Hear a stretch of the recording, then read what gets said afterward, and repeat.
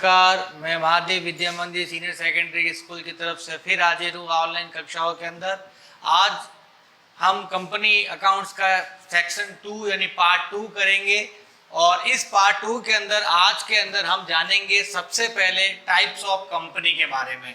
और जैसा कि पिछली कक्षा में आपने देखा था कि आपको मैंने क्लियर किया था इश्यू ऑफ शेयर्स की जर्नल एंट्रियां।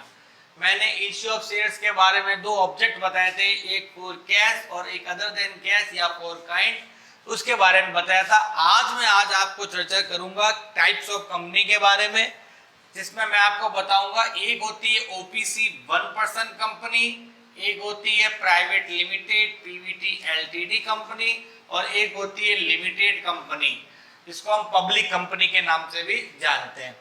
तो 1% कंपनी और प्राइवेट लिमिटेड कंपनी ऑलमोस्ट एक जैसी होती है, दोनों के नाम के पीछे प्राइवेट लिमिटेड लगाया जाता है। ये हाल ही में रिसेंटली लॉन्च हुआ है 1% कंपनी, जिसके अंदर 1% को भी कंपनी बनाने की अथॉरिटी दे रखी है, लेकिन इसकी कुछ लिमिटेशंस है, इसके कुछ रिस्ट्रिक्शंस है जो कंपनी एक्ट के अंदर बताए गए हैं, उनको फॉलो करना होगा। 1% कंपनी केवल उन कंपनियों के लिए उपयुक्त रहती है जो 1% द्वारा कंपनी को एस्टेब्लिशमेंट लाई जाती है। ये 1% कंपनी बनाने से आपको कंपनी का स्टेटस मिल जाता है और कंपनी के कुछ एडवांटेज आपको मिल जाते हैं। तो मोस्टली जो एग्जाम के अंदर सवाल पूछा जाता है वो पूछा जाता है प्राइवेट लिमिटेड कंपनी और लिमिटेड कंपनी के अंदर कि इन दोनों कंपनियों में क्या अंतर होता है। क्योंकि प्राइवेट कंपनी को हम निजी यानी व्यक्तिगत कंपनी कहते हैं और इसको हम सार्वजनिक यानी लिमिटेड कंपनी कहते हैं। बेसिकली अंतर ये होता है कि प्राइवेट लिमिटेड कंपनी के अंदर जो शेयर्स और इश्यू होते हैं वो फैमिली मेंबर के अंदर होते हैं, वो ट्रांसफरेबल नहीं होते, यानी एक पर्सन से दूसरे पर्सन में इजीली ट्रांसफर नहीं हो सकते, उनके लिए कुछ रिस्ट्रिक्शन नियम लगाए हुए हैं।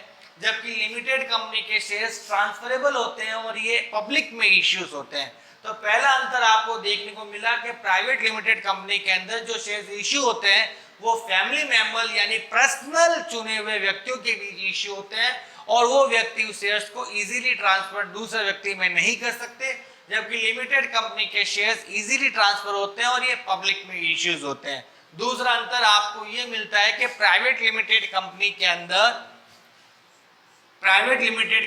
अंदर जो कंपनियां स्टॉक्स मार्केट के अंदर रजिस्टर्ड होना कंपलसरी नहीं है, स्टॉक्स मार्केट में वो रजिस्टर्ड नहीं होती हैं, उसके शेयर्स स्टॉक मार्केट में नहीं आते, जबकि लिमिटेड कंपनियां आईपीओ के माध्यम से इनिशियल पब्लिक ऑफर के माध्यम से स्टॉक्स मार्केट में रजिस्टर्ड हो सकती है।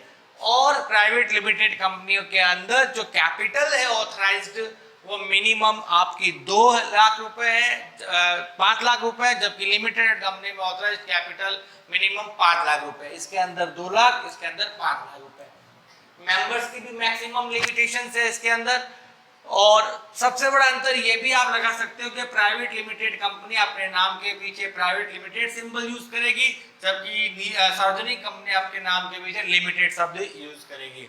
तो जैसा कि आपने प्राइवेट लिमिटेड और लिमिटेड कंपनी के अंदर जाना। दूसरा हम आज चर्चा करेंगे शेयर्स और डिवेंचर्स में अंतर। शेयर्स और डिवेंचर्स इन दोनों में अंतर। हिंदी में शेयर्स को अंश और डिवेंचर्स को ऋण पत्र बोलते हैं। इन दोनों में अंतर भी पूछा जाता है। ऋण पत्र बेसिकली एक लोन होता है जो एक निश्चित ब्याज की दर से कंपनी को ये मिलता है, जनता द्वारा इसको दिया जाता है। अब एक तरह से देखा जाए तो एक पब्लिक कंपनी को निश्चित ब्याज की दर से पैसा उधार देती है, जो कंपनी निश्चित ब्याज की दर से उस कंपनी को चुकाती है। ऋण पत्र पर आपको ब्याज पे करना होता है कंपनी को, इंटरेस्ट जिसको हम बोलते हैं वो भी फिक्स्ड, जबकि शेयर्स पर कंपनी डिविडेंड पे करती है। डिविडेंड का मतलब लाभांश होता है। डिविडेंड केवल प्रॉफिट की कंडीशन में ही पे किया जाता है। अगर कंपनी प्रॉफिट में सरवाइव कर रही है तो ही डिविडेंड पे करती है, अदरवाइज अगर कंपनी लॉस में है तो डिविडेंड पे नहीं किया जाता है। जबकि इंटरेस्ट का प्रॉफिट और लॉस से कोई रिलेशन नहीं है। अगर कंपनी प्रॉफिट में है तो भी इंटरेस्ट देना है और कंपनी लॉस है तो भी इंटरेस्ट देना है। इवन डिवेंचर्स होल्डर्स को ये राइट्स भी प्रोवाइड किया जाता है कि वो कंपनी की एसेट्स पर अपना चार्जिंग लेते हैं, अपनी प्रभार बनाते हैं। अगर कंपनी किसी कारणवश डिवेंचर होल्डर्स का पेमेंट देने में आनाकानी या किसी प्रकार से पेमेंट नहीं दे पाती है तो डिवेंचर्स होल्डर्स को ये राइट है कि वो कंपनी की एसेट्स को सोल्ड आउट करके भी अपनी रिकवरी कर सकते हैं। जबकि शेयर्स होल्डर्स को कंपनी द्वारा वोटिंग पावर प्रोवाइड किया जाता है। वोटिंग पावर्स के अंदर कंपनी के अंदर ये जनरल मीटिंग में अटेंड करते हैं और डायरेक्टर को चूज करते हैं, जबकि डिवेंचर्स होल्डर्स को ऐसा कोई भी राइट्स नहीं दिया जाता कि कंपनी की मीटिंग्स में वो अटेंड करे और डायरेक्टर्स या अन्य कोई मैनेजिंग कोई डिसीजन ले। तो डिवेंचर होल्डर जस्ट लाइक एक लोनर होते हैं, ऋणदाता होते हैं जिनको निश्चित दर से ब्याज प्रतिवर्ष पे किया जाता है, जबकि शेयर होल्डर कंपनी के इन्वेस्टर्स होते हैं, ऑनर्स होते हैं जिनको कंपनी के प्रॉफिट की कंडीशन पर प्रॉफिट का कुछ शेयर यानी डिविडेंड पे किया जाता है। तो शेयर्स और डिवेंचर्स के अंदर भी अंतर आपसे पूछा जाएगा तो आप इजीली बता देना कि शेयर्स पर डिविडेंड कंसिडरेशन के रूप में मिलता है और डिवेंचर पर इंटरेस्ट कंसिडरेशन के रूप में मिलता है। डिवेंचर्स होल्डर्स कंपनी के लॉन्स होते हैं, वो भी लॉन्ग टर्म बोरोविंग की कैटेगरीज में डाले जाते हैं, जबकि शेयर्स कैपिटल कंपनी के शेयर होल्डर फंड्स में डाले जाते हैं क्योंकि ये कंपनी की शेयर्स कैपिटल्स होते हैं। अब इसके अलावा आपको ये भी पूछा जाएगा कंपनी के अंदर कि कंपनियां के अंदर एक स्कीम्स होती है ESOS, employ stock offer scheme. ये स्कीम प्राइवेट कंपनी द्वारा लॉन्च की जाती है। इस स्कीम के अंतर्गत एक प्राइवेट कंपनी अपने एम्प्लॉय को रियायती दरों पर शेयर्स इशू कराती है ताकि वो एम्प्लॉय अपने पूरे एफर्ट के साथ कंपनी में काम करे और कंपनी में लॉन्ग टर्म तक जुड़ा हुआ रहे। इससे कंपनी को ये बेनिफिट मिलता है कि एम्प्लॉय कंपनी को छोड़ के कभी नहीं जाता है, परंतु इसके साथ में एक नियम ये भी लगाया जाता है कि एम्प्लॉय को मिनिमम 1 साल तक वो शेयर्स आगे ट्रांसफर नहीं करने, उसी को वो शेयर्स रखने हैं। हालांकि इसके अंदर जो कंपनी को लॉस होता है वो लॉस कंपनी अपने इंटरनल फंड, अपने इंटरनल रिजर्व से वो बुक करती है।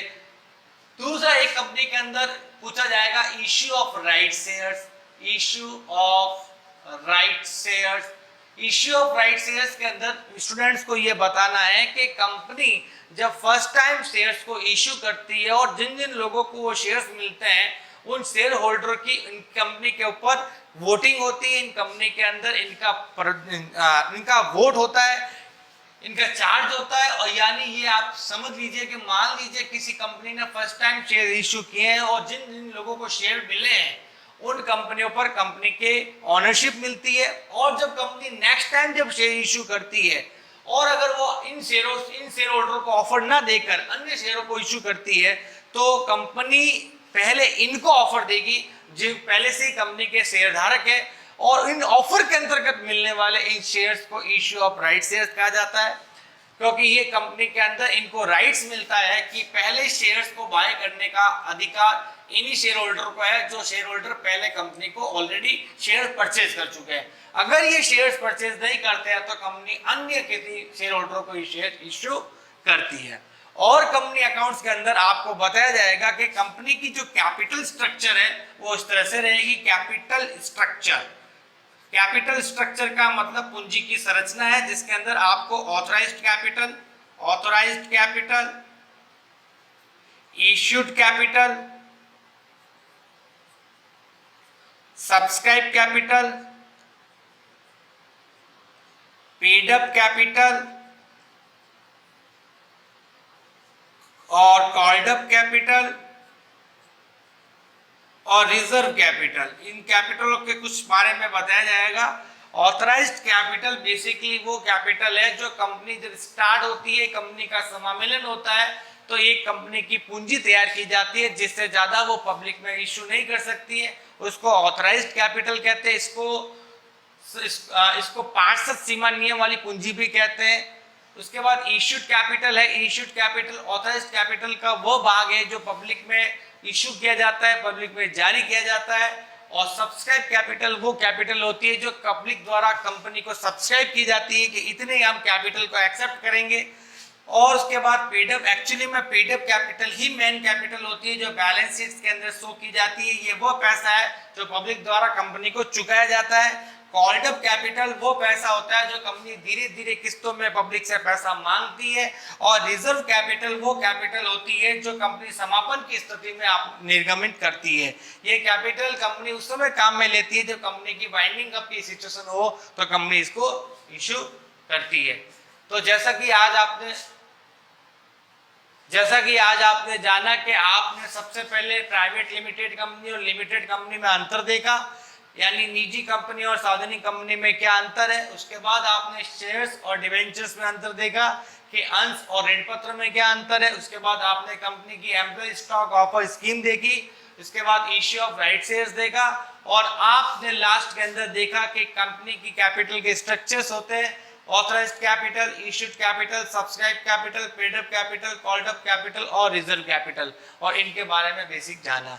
अब आपके सामने मैं कंपनी अकाउंट्स का तीसरा वीडियो लेकर पेश करूंगा कुछ ही दिनों में। तब तक के लिए नमस्कार।